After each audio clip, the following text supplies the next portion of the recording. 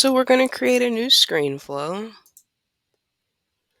And the first thing that I do is always create that record ID variable and save.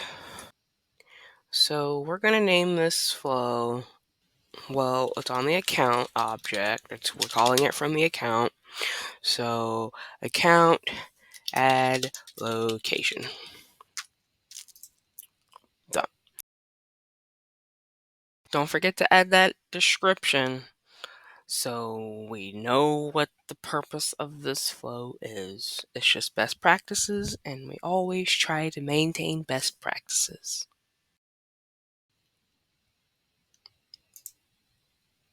Alrighty, so now that that's done, we are going to get the account.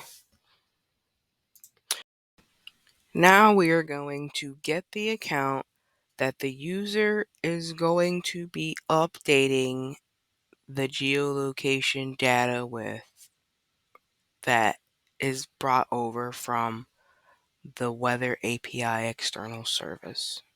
So, and I always save between every step, I don't ever want to lose any of my data or my progress. Now that we're getting the account, we're going to add a screen here. And this screen is just going to be where we collect the zip code for our test here. And so we're going to need input. And we're going to just name this what we're trying to get from the user. So what zip code what zip code do you need the geolocation for?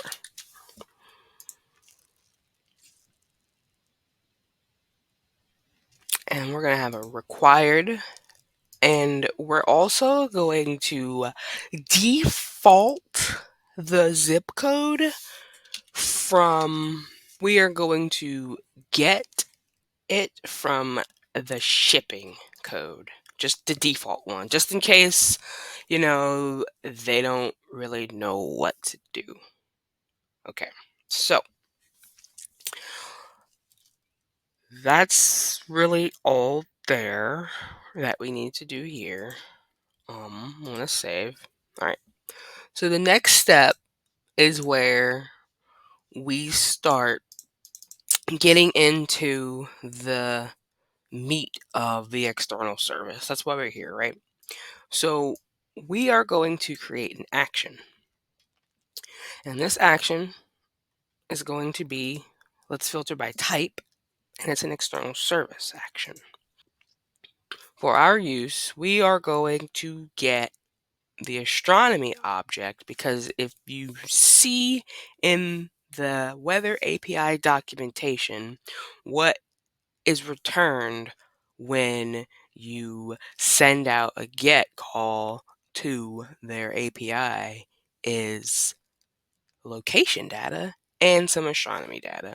And we want that location data, so that's what we're going to go for. So we're going to call this get location info, because that's what we're doing, right? And we're just going to use today's date as the day, because one of the required parameters is the date, where essentially it's like, hey, you want the astronomy, so you want like the astronomy returns like the sunrise and stuff, so you want that information for that date, so you have to have a date for this particular one. And then what you're sending in as the Q value, you can see from here what you send into it. We're going to send in the zip code, what is entered in our screen. And now you're going to go into the advanced as well. And from here, you're going to want to manually assign variables. And this is the important part, because you have to create a variable to get this. The 200 is the okay response. So it's if everything goes according to plan, that's what you're getting back. And we are making a variable. And we are going to call this,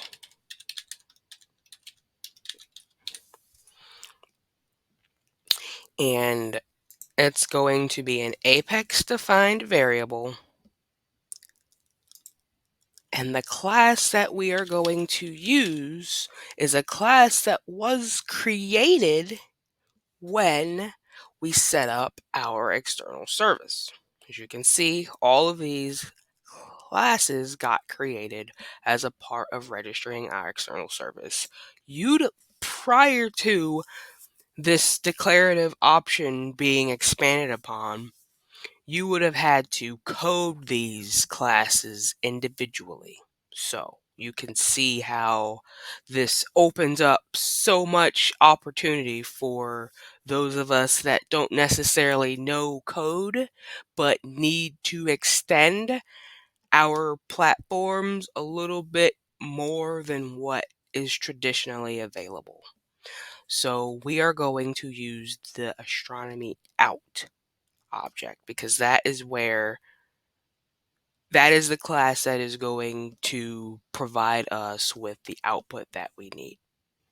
Because the action is is getting the information, but this variable is going to hold the information. So you want to make it available for input and output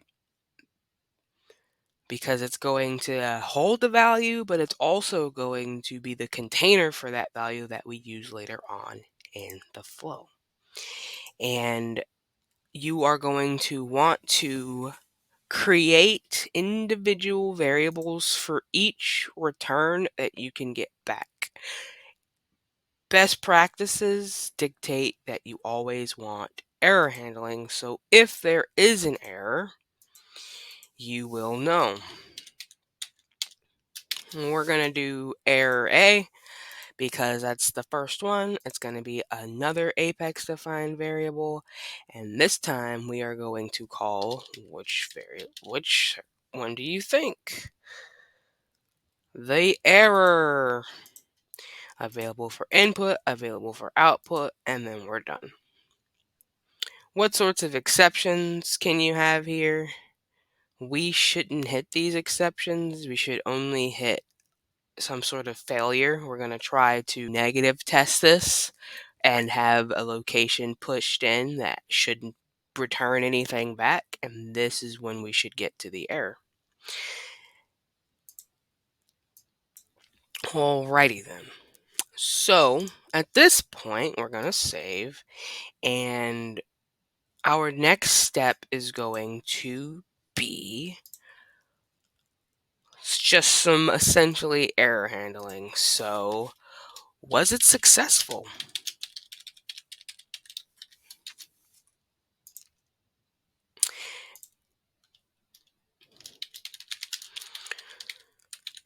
If we get an error back, that means that something happened. So, we're going to set that as this to say, hey, there's an error return, so it wasn't successful. If there is no error in that return, then hey, guess what? This will be considered successful. That makes sense. Ideally, we shouldn't have any other situations here, but best practices, you always want to account for those options. So I'm going to save again, and we will split this. So if there was an error returned, we want to show that there is an error returned. And if it was successful, we are going to want to show if it was successful, we are going to add the location data that we got back from the zip code to the account. So we are going to update the account. The ID is going to be the account that we have here. I'm sure you could just use the variable, but We already got it.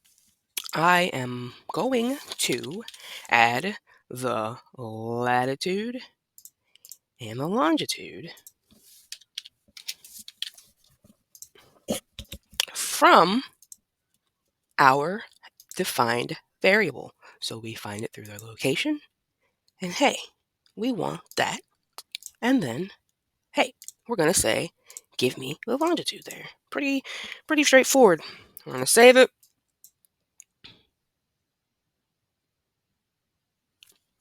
Okay. And now I always like to have some sort of confirmation.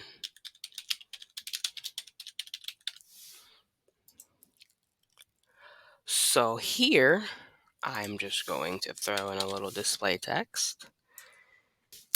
And we are just going to say, congrats, you made it. You added the geolocation data for, and we're going to pull in the name of the place based off of what we got back. All right. If it fails, who knows what happens, you know? You never know. We are just going to throw in a fail. And then we throw in whatever fail message we get from this not updating for whatever reason it could possibly happen. And if there is an error returned from the information, we are going to say, hey, our error message.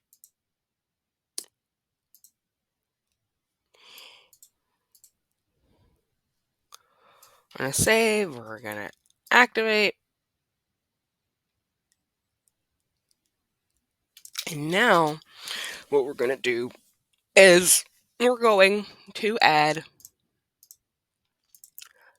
that screen flow that we just made to this page. So we're going to add a flow. We want to, well, you choose the one that you made here, and then you want to make sure you pass the record ID into the variable, and you're going to save it. We've put it on the page.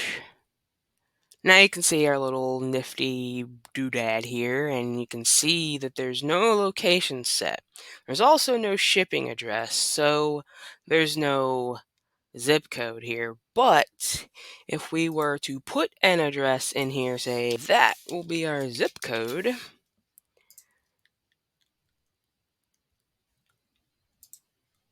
you refresh this, and then you can see that that zip code is brought back into there.